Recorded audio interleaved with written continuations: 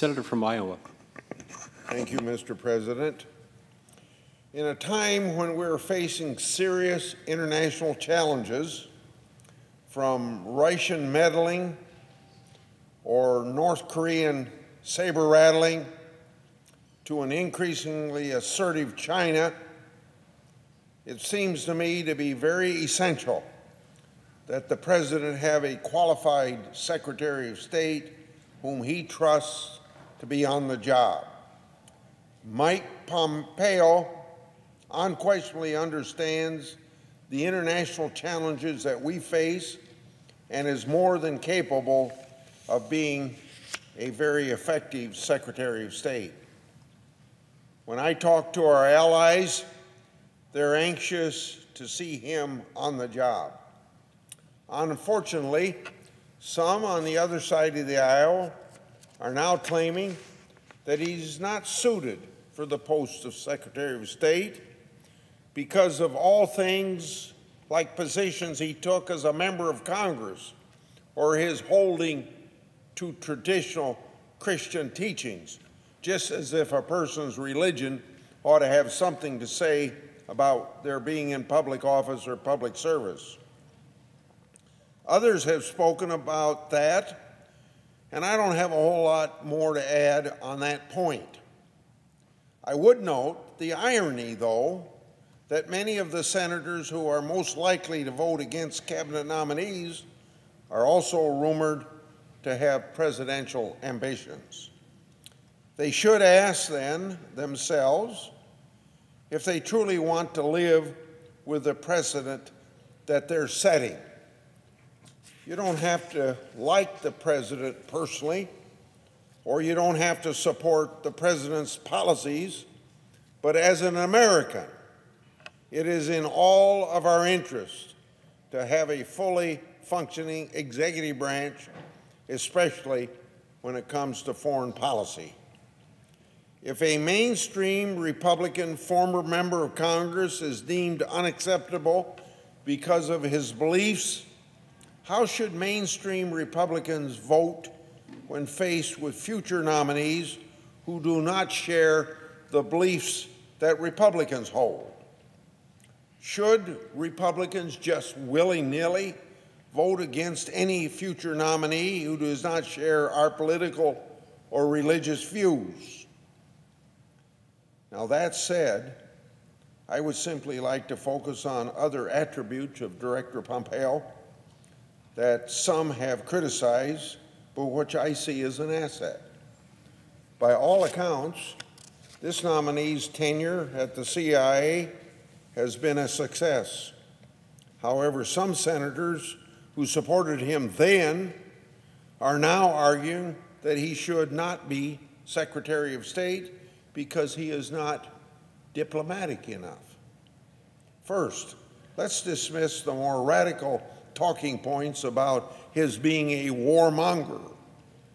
The theory is that President Trump is liable to start a war at any moment, so that we need some force, somebody to force him as president to have cabinet officials surrounding him that will counteract his impulses.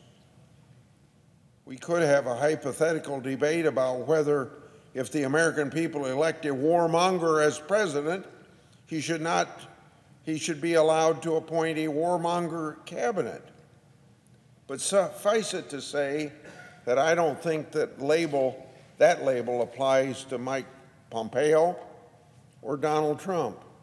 And I view such accusations as simply cheap, partisan talking points. On the other hand, it is fair to say that Mike Pompeo doesn't always couch his words in diplomatic niceties. He doesn't mince words about the threats that we face. And his time at the CIA has surely enhanced his strategic thinking. And that's good.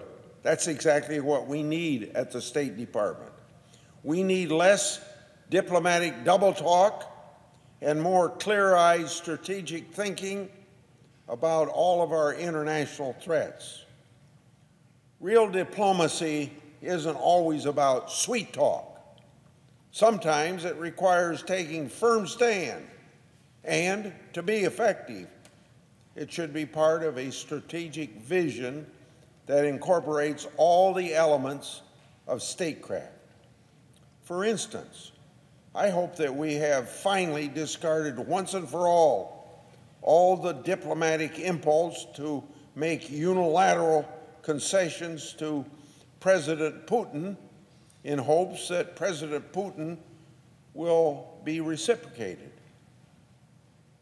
as exemplified by the Obama-Clinton reset.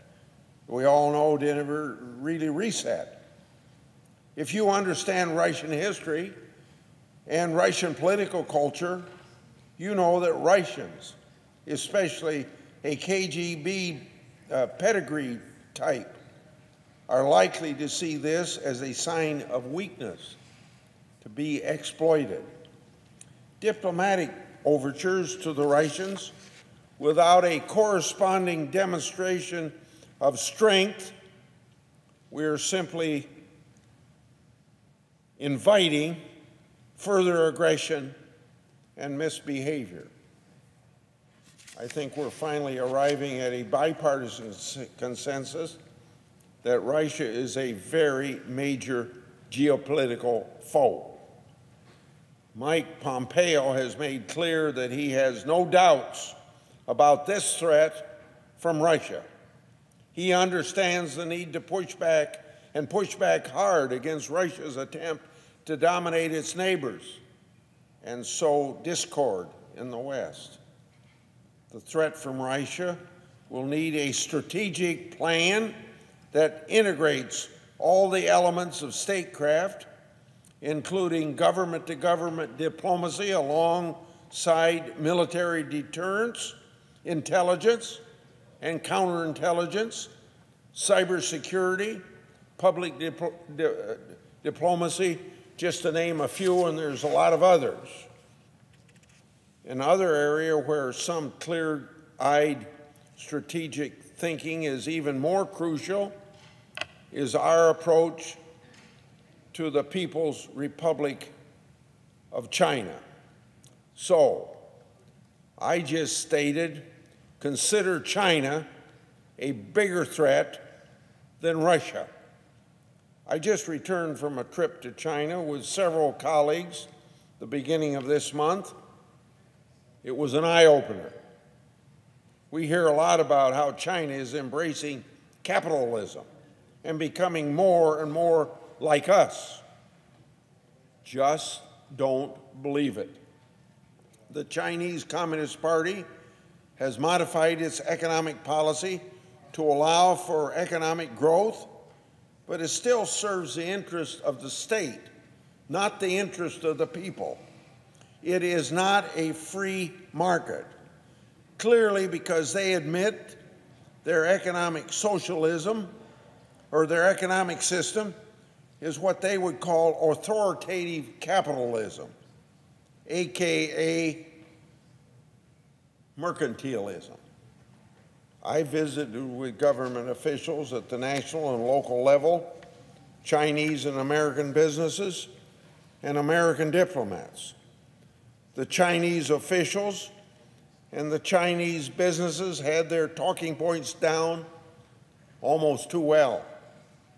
However, the impression that I took away from the visit is that the Chinese government will do anything legal or illegal, moral or immoral, ethical or unethical, to get ahead of the United States, and when they get ahead, to stay ahead. China coined the term peaceful rise to describe its drive to become a great power, which is designed to sound very benign. In fact, China later changed this slogan, peaceful rise, to peaceful development, out of concern that the word rise sounds threatening. Just to be clear, I'm not threatened by Chinese economic growth. The development of a truly peaceful, free market democracy, no matter how large, would not be threatening because democracies generally do not threaten each other, and free enterprise is mutually beneficial. The fact that so many Chinese people have been lifted out of poverty and into the middle class is a good story for humanity, a very good news story. It's also good for the United States. The more Chinese people that can afford to buy our pork, our soybeans, our John Deere tractors, and our advanced manufacturing, the better for Iowa and our national economy. Free trade on a level playing field enriches both participants. Unfortunately, however, China is not interested in a level playing field. It seeks dominance economically, militarily, and politically. Confucius said, quote, "Heaven does not have two sons, and the people do not have two kings," end of quote. By the same token, the Chinese leadership does not think that there is room for two great powers on this earth. China seeks the advantage of trade with the United States, but not mutually beneficial free trade in the spirit of the WTO. Despite having a middle class that is bigger than ours in the United States in absolute numbers, China still claims to need special preferences extended to developing countries. Can you believe that? The second largest economy in the world still wants special preferences like we would do for some country that would be ranked 100th in the standing of being a prosperous nation or not prosperous. And China erects non-tariff barriers in ways that just very barely skirt triggering WTO compliance in violation of the spirit of the level playing field that the WTO seeks to create. The Chinese military is 60% larger than the U.S. military, and its efforts to claim exclusive control over the South China Sea in violation of international law by creating artificial islands reveals an expansionist impulse. And you can't hide those islands. And you know what it implies, just like I said, dominance. However, the threat from China is not mainly military.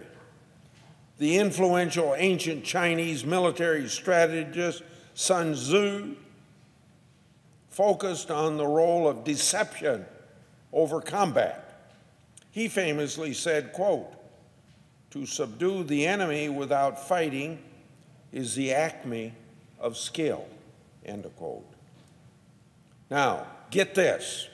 The problem we face is that we are being treated like an enemy to be subdued without even those of us in the United States, or maybe even not enough people in our government, realizing what the Chinese are up to.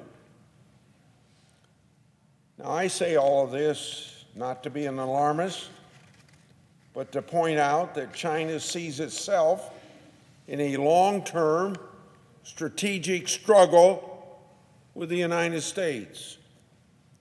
We don't need to overreact to this fact, but we do need to be aware, and we do need to apply some clear-eyed strategic thinking of our own. In that respect, Mike Pompeo's unique background seems perfectly aligned with the task ahead to develop a strategic foreign policy towards China, incorporating all the elements of statecraft. Because I've mentioned aspects of Chinese culture to illuminate the strategic thinking on the part of the People's Republic of China, I don't want to give the impression that this is a clash of civilizations. Quite to the contrary. It's not traditional Chinese culture that's the problem. It's the unreconstructed Leninist nature of the state system that's the problem, the political system. It's sometimes claimed that Chinese culture is not compatible with democracy, but that's hogwash. The proof to the contrary is all the Chinese people that live in the Republic of China on Taiwan. Taiwan is a fully functioning, prosperous democracy with the same Chinese culture and tradition. This same democracy is what mainland China could have also if it is able to shed its one-party dictatorship, and I hope that it will shed that someday. In the meantime, we need leaders in our government who see China clearly and have the ability to think strategically. Mike Pompeo seems to me to be just that kind of a person, so I am happy to support his confirmation as Secretary of State. I yield the floor, and I suggest the absence of a quorum. The clerk will